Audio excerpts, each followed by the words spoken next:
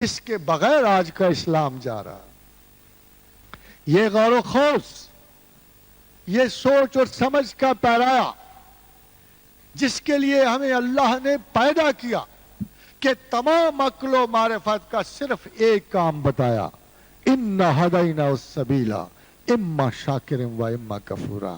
یہی چوائس دیا، اس کے علاوہ کوئی چوائس نہیں. روٹی میں کوئی چوائس نہیں دیا، پانی میں کوئی چوائس نہیں دیا، شادیوں میں کوئی نہیں دیا، بچوں میں کوئی نہیں دیا، سٹیٹس میں کوئی نہیں دیا. سارے ویل پروگرام رکھے. کیوں رکھے؟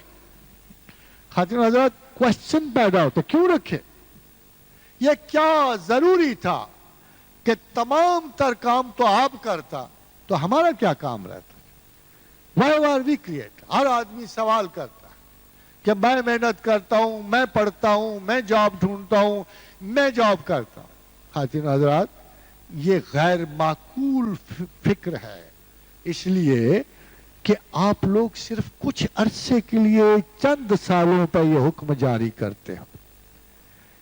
چند سالوں کے لیے آپ اپنے آپ کو اختیارات ذات کا حامل سمجھتے ہو. یہ غلط. وہ وقت آپ کو یاد نہیں جب آسمانوں سے آپ کو بطن مادر میں رکھا گیا؟ کیا اس وقت آپ کا اختیار تھا؟ کیا آپ کے اختیار میں تھا کہ اپنی ماں چنتے، اپنا باپ چنتے، اپنا بھائی چنتے، اپنی بہنیں چنتے، اپنا ماحول چنتے؟ اگر آپ کو اجازت ہوتی کہ آپ اپنا ماحول چنتے تو کیا ضروری تھا کہ آپ غریب کے گھر پیدا ہوتے، آپ مزدور کے گھر پیدا ہوتے، آپ سب کی خواہش بل گیٹ کے گھر پیدا ہونے کی نہ ہوتی، قارون زمانہ کے گھر پیدا ہونے کی نہ ہوتی؟ کیا آپ یہ نہ چاہتے؟ پھر دیکھو انسان کا بچہ کیا وہ چلتے ہی وہ پی ایچ ڈی کر لیتا ہے پیدا ہوتے ہی؟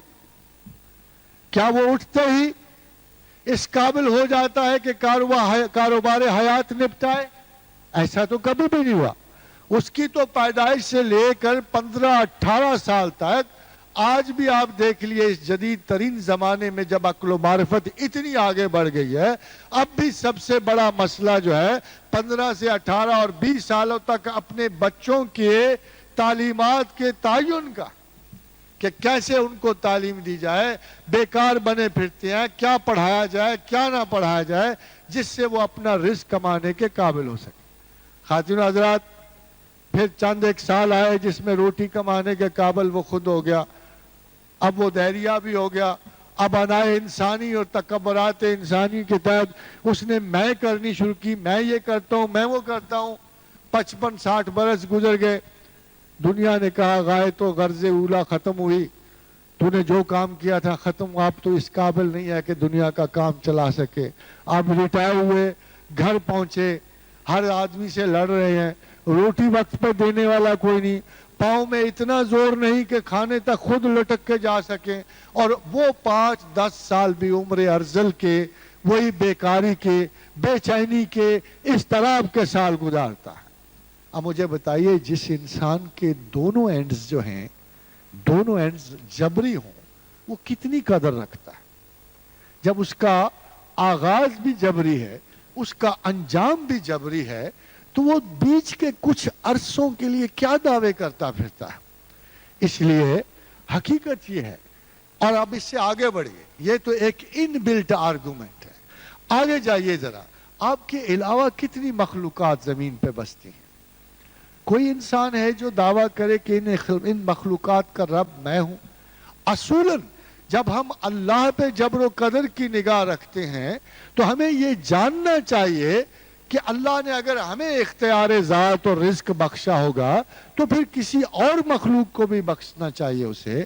مگر کوئی اور مخلوق بھی ذخائر کرتی ہے خوراک. سارے بچارے وہ چیمٹی ہو یا پرندہ ہو. اور بڑی خوبصورت مجھے بات یاد آ گئی حضرت عیسیٰ علیہ السلام کی، کہ یوحنا ساتھ چل رہے تھے، بغل میں 2 روٹیاں تھیں پوٹلی میں بند. پوچھا یوحنا تیری بغل میں کیا ہے؟ فرمایا نبی اللہ 2 روٹیاں ہیں. فرمایا یوحنا کس لیے؟ کہا حضرت ایک آج کے لیے، ایک کل کے لیے. فرمایا یوحنا تم نے توکل میں ہمیں پرندوں سے بھی نیچا گرا دیا ہے. کسی پرندے کے گھونسلے بھی میں ہفتے بھر کا راشن دے گا؟ کسی جانور کے گھر میں بھی وہ رزق دیکھا جو سنبھال کے رکھا ہوا یہ کل کھاؤں گا یہ پرسوں کھاؤں گا. اور اے حضرت انسان آپ کی یہ سینس آف انسیکیورٹی، یہ بے چینی، یہ اضطراب کا عالم ہے کہ آج کے لیے، کل کے لیے، سالوں کے لیے، سینچریز کے لیے، اپنی اولاد کی 7 پشتوں کے لیے آپ رزق کے سامان مہیا کرنے کی فکر میں ہوتے ہوں. تو بیسیکلی یہ غیر متوکل ہونا اور یہ خدا پر قطعاً یقین نہ لانے کے برابر ہے. قطعاً یقین نہ لانے کے برابر.